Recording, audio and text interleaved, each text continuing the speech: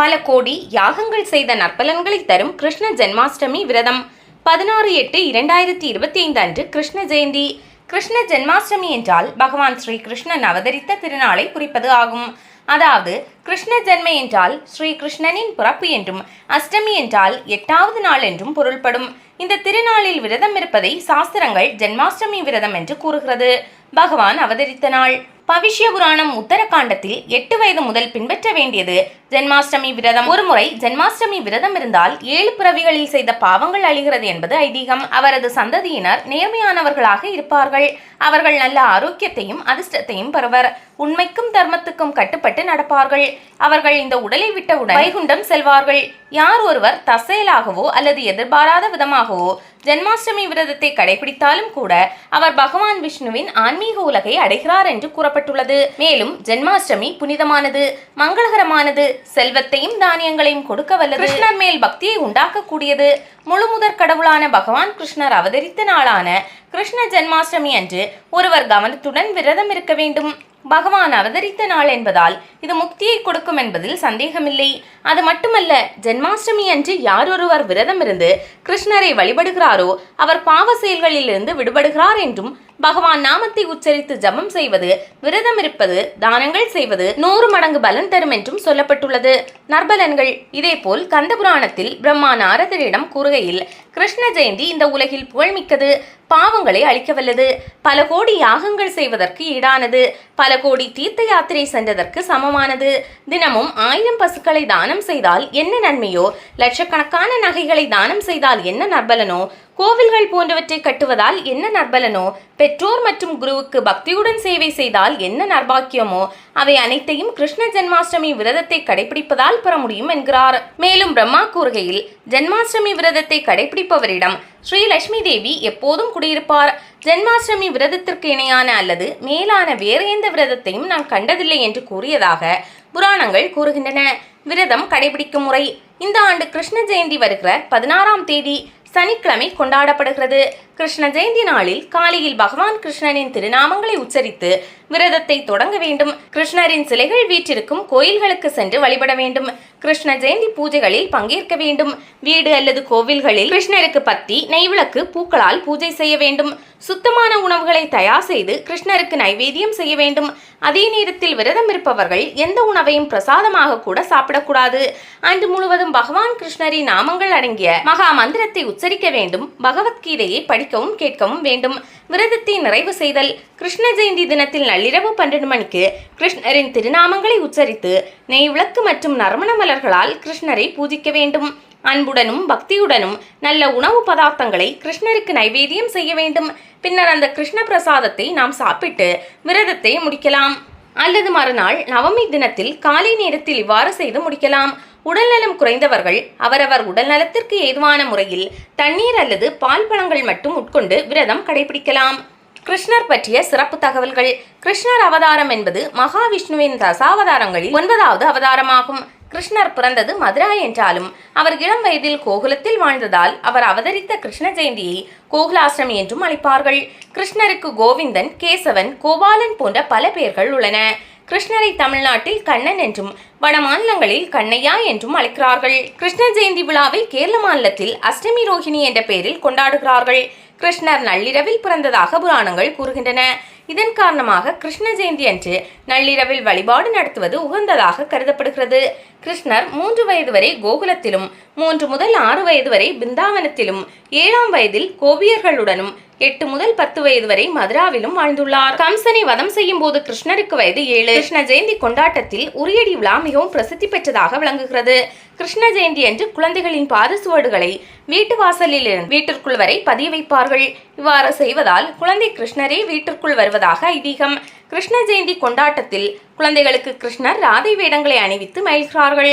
வட மாநிலங்களில் கிருஷ்ணர் இளம் வயதில் கோகுலத்தில் கோபியர்களுடன் சேர்ந்து குறும்புத்தனமாக விளையாடியதை ராசலீலா என்ற பெயரில் நாடகமாக நடத்தி கொண்டாடப்படுவது வழக்கமாக உள்ளது. தமிழ்நாட்டில் கும்மி, கோலாட்டம், கரகாட்டம் போன்றவை பிரசித்தி பெற்றதை போல குஜராத்தில் கர்பா என்ற நாட்டியம் பிரபலமானதாகும். கிருஷ்ண ஜெயந்தி அன்று கிருஷ்ணர் வெண்ணெய் திருடி உண்ணுதல், கோபியர்களுடன் புரிந்த விளையாட்டுகள் போன்ற கிருஷ்ணரின் லீலைகளை இந்த கர்பா நாட்டியத்தின் மூலம் அழகாக வெளிப்படுத்துகின்றனர். மதுராவில் உள்ள சிறைசாலையில் வசுதேவர் தேவகி ஆகியோருக்கு 8வது மகனாக கிருஷ்ணர் அவதரித்தார். தற்போது அவர் பிறந்த இடத்தில் கத்ர கேஷப் தேவ் என்ற கிருஷ்ணர் கோயில் அமைக்கப்பட்டுள்ளது. திருமண தடை உள்ள பெண்கள் கிருஷ்ணரை மனமுருகி வழிபட்டால் திருமண தடைகள் விலகி விரைவில் திருமணம் நடைபெறும். தினமும் கிருஷ்ணநாமத்தை உச்சரிப்பவர்களுக்கும் கேட்பவர்களுக்கும் பல புண்ணியங்கள் வந்து சேரும். காற்று அசுரன். குழந்தை கண்ணனுக்கு 1 வயது. ஒரு நாள் தாய் யசோதை குழந்தைக்கு பாலூட்டி தூங்க வைத்தாள். பின் சமைக்க அடுப்படிக்குள் சென்றாள்.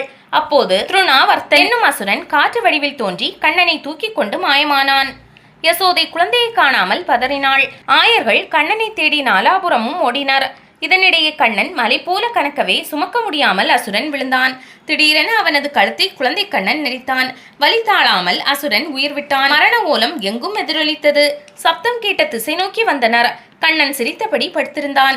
அதைக் கண்ட கோபியர்கள் குழந்தையாயிருந்தாலும் தெய்வம் தெய்வம் தானே என மகிழ்ந்தனர். வானில் ஒரு தீபாவளி. கிருஷ்ணர் பிறந்தபோது தேய்பிறை அஷ்டமி ஆயிற்றே. வானில் எப்படி முழு நிலா தோன்றியது? கிருஷ்ணர் அவதரித்த போது கிரகங்கள் எல்லாம் சுபமான இடத்தில் இருந்தன. தேய்பிறை அஷ்டமியாக இருந்தாலும் பகவான் கிருஷ்ணர் சந்திர வம்சத்தை சேர்ந்தவர் என்பதால் வானில் ஒரு தீபாவளி போல பௌர்ணமி பிரகாசித்தது. 4 கைகள், அதில் சங்கு சக்கரம் கதாயுதம் தாமரை ஏந்தியபடி காட்சியளித்தார். கரிய மேகம் போன்ற அவர் மஞ்சள் நிற பட்டாடை நவரத்ன ஆபரணங்கள் சூடியிருந்தார். அவரது தாயான தேவகியும் தெய்வ பெண்ணாக ஜொலித்தாள். குழந்தை வரத்திற்கு கிருஷ்ண ஜெயந்தி என்று குழந்தை கண்ணனை வரவேற்கும் விதத்தில் மாக்கோலமிடுவது சிறப்பு. கண்ணனை வீட்டிற்குள் வரவழைக்க வாசல் முதல் பூஜை அறை வரை பாதங்களை அரிசி மாவால் வரையுங்கள். மாலை 5:30 முதல் 7:30 மணிக்குள் விளக்கேற்றி பால், தயிர், வெண்ணெய், சீடை, முறுக்கு, நாவல் பழம், அவல் பிரசாதங்களை படைத்து ஓம் நமோ பகவதே வாசுதேவாய என்னும் மந்திரத்தை 108 முறை சொல்லி தீபாராதனை காட்டுங்கள். பாகவத புராணத்தில் இடம்பெற்றுள்ள கண்ணன் வரலாறான தசமஸ்கந்தம் பகுதியை படியுங்கள். புத்திர தோஷம் விலகும். அழகும் அறிவும் மிக்க நல்ல குழந்தைகள் மகிழ்ச்சி நிலைக்க. மகாவிஷ்ணுவின் சூரிய வம்சத்தில் ராமனாக அவதாரம் செய்ததால் ரவிகுல திலகன் என்று அழைக்கப்பட்டார். சூரியனைப் போல தானும் பெருமை பெற வேண்டுமென சந்திரன் வேண்டினார். மனமிறங்கிய மகாவிஷ்ணு உன் பெயரை என்னோடு சேர்த்துக் கொள்கிறேன் என ராமச்சந்திரன் என தன் பெயரை மாற்றிக்கொண்டார். அத்துடன் அடுத்த அவதாரத்தில் சந்திர வம்சத்தில் அவதரிப்பதாகவும் வாக்கு கொடுத்தார். இதன் அடிப்படையில் கிருஷ்ண ஜெயந்தி நாளில் பூஜை முடித்து நிலாவை பார்த்தால் மகிழ்ச்சி நிலைக்கும். குழலோசை. நாகர்கோவில் அருகிலுள்ள அழகிய பாண்டியபுரத்தில் அழகிய நம்பி கோயில் உள்ளது. இங்கு குழந்தை கண்ணன் தூங்கிக் கொண்டிருப்பதாக ஐதீகம். அவரது தூக்கம் கலையாமல் இருக்க நாதஸ்வரம், தவில் போன்ற வாத்தியங்களை இசைப்பதில்லை.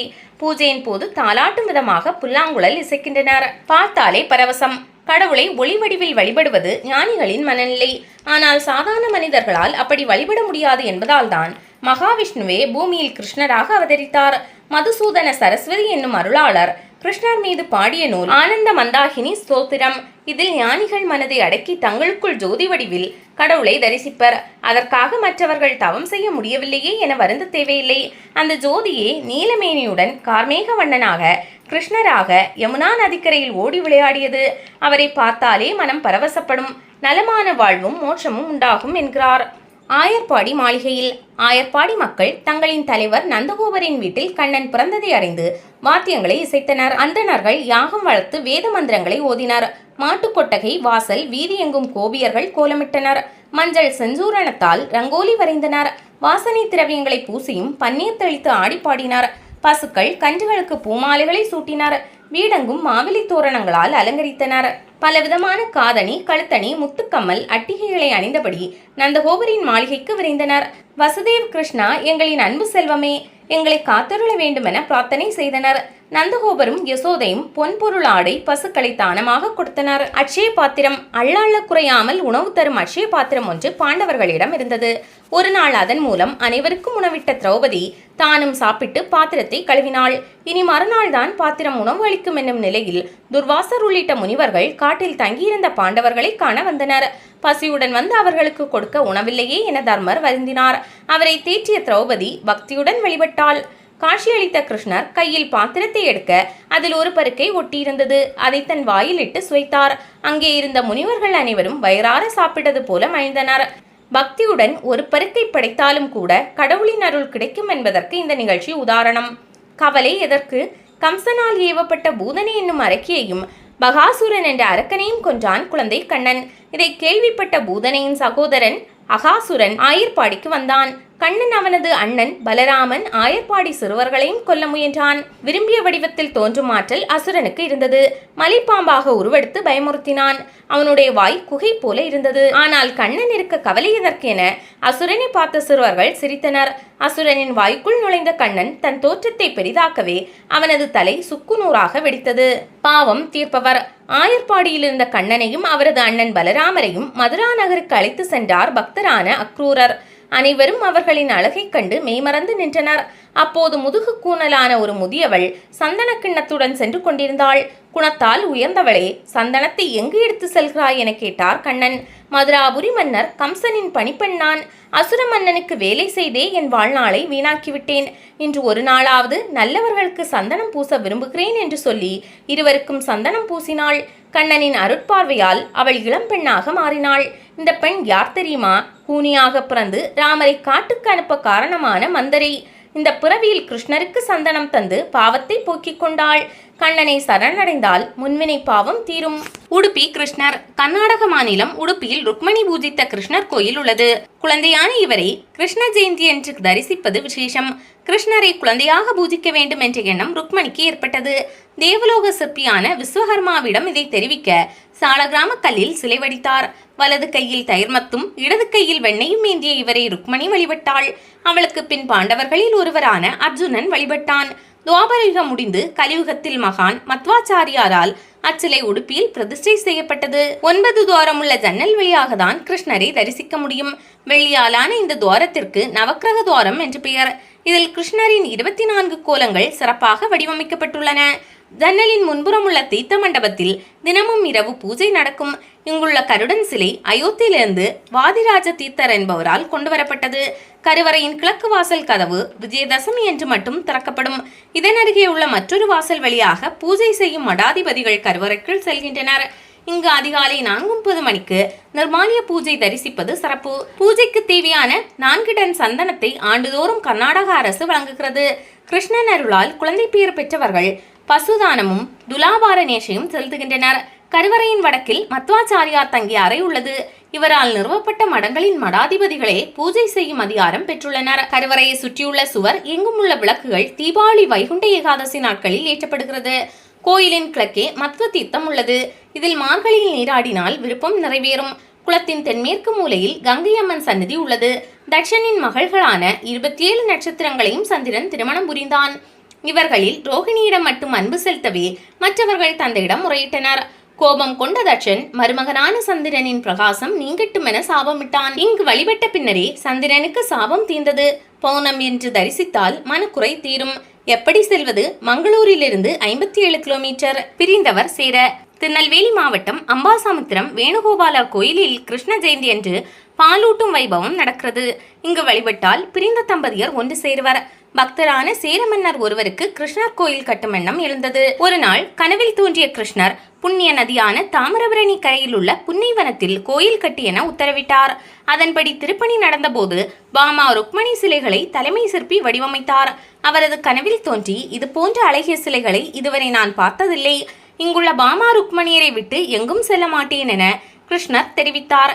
இங்குள்ள சுவாமி நித்திய கல்யாண பெருமாள் எனப்படுகிறார். புல்லாங்குழலுடன் இருப்பதால் வேணுகோபாலர் என்றும் பேருண்டு. கருட சேவை வைகுண்ட ஏகாதசி விழாக்களில் பாமா ருக்மணியுடன் சுவாமி எழுந்தருள்கிறார். திருமண தடை நீங்கவும் கருத்து வேறுபாட்டால் பிரிந்தவர் சேரவும் துளசி மாலை சாத்தி நெய்விளக்கு ஏற்றுகின்றனர். சாலக்கிராம கல்லால் ஆனதால் சுவாமிக்கு எண்ணெய் காப்பு பாலாபிஷேகம் மட்டுமே நடக்கிறது. கிருஷ்ண ஜெயந்தி என்று காலையில் கண் திறப்பு சங்குபால் என்னும் பாலூட்டும் வைபவம் நடக்கும். சுவாமியின் முன் தேங்காயின் 3 கண்களை அர்ச்சகர்கள் திறப்பர். இதன் மூலம் குழந்தை கிருஷ்ணரே எழுந்தருளி கண் திறப்பதாக ஐதீகம். பிறகு சங்கில் பாலூட்டுவது போல பாவனை செய்து நெல்லை படைத்து வழிபடுவர். நாடு செழிக்க வேண்டும் என்பதை குறிக்கும் விதமாக இதை செய்கின்றனர். பின்னர் விவசாயிகளுக்கு நெல் பிரசாதம் வழங்கப்படும். இதை விவசாயத்திற்கு பயன்படுத்தினால் விளைச்சல் பெருகும். எப்படி செல்வது? அம்பாசமுத்திரம் ஊர்காடு செல்லும் வழியில் கோயில் உள்ளது. கனவு நனவாக. காஞ்சிபுரம் மாவட்டம் உத்திரமேரூர் சுந்தரராஜ பெருமாள் கோயிலில் நின்ற அமர்ந்த கிடந்த கோலங்களில் பெருமாள் காட்சியளிக்கிறார். அத்துடன் 3 தளங்கள் கொண்ட இக்கோயிலில் பெருமாளுக்கு 9 சன்னதிகள் உள்ளன. மூலவர் மீதுள்ள அஷ்டாங்க விமானத்தை வலம் வருவோருக்கு கனவு நனவாகும். தடைகள் விலகும். கற்சுவரில் வேலைப்பாடு மிக்க சிற்பங்கள், வண்ணம் தீட்டப்படாத அழகான கோபுரம் நம்மை கம்பீரமாக வரவேற்கின்றன. பல நூற்றாண்டாக பல்லவர், சோழர், பாண்டியர், சம்புவராயர், விஜயநகர மன்னர்கள் என பலரது திருப்பணிகளால் இக்கோயில் வளர்ச்சி கண்டுள்ளது.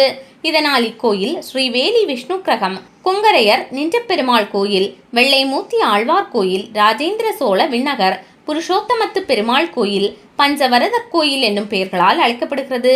கீழ்த்தலம், நடுத்தளம், மேல்தளம் என 3 தளங்களில் முறையே நின்ற, அமர்ந்த, கிடந்த கோலத்தில் பெருமாள் இருக்கிறார். கீழ்த்தளத்தில் கிழக்கு நோக்கியபடி சுந்தரவரதரும், மேற்கு நோக்கியபடி அனிருத்த வரதரும், வடக்கு நோக்கியபடி கல்யாண வரதரும், தென்மேற்கு நோக்கி அச்சுதவரதரும் உள்ளனர்.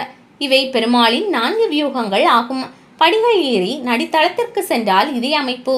கிழக்கு நோக்கி வைகுந்தவரதர், தெற்கு நோக்கி கிருஷ்ணன், அர்ஜுனன், மேற்கு நோக்கி நரசிம்மர், வடக்கு நோக்கி பூவராகர் சன்னதிகள் உள்ளன. இன்னும் படிகள் ஏறி மேல் தளத்தை அடைந்தால் பள்ளி கொண்ட பெருமாளை தரிசிக்கலாம். இப்படி பெருமாளின் 9 கோலங்களை தரிசிக்க நாம் கொடுத்து வைத்திருக்க வேண்டும். ஆனந்தவல்லி தாயாருக்கு தனி சன்னதி உள்ளது.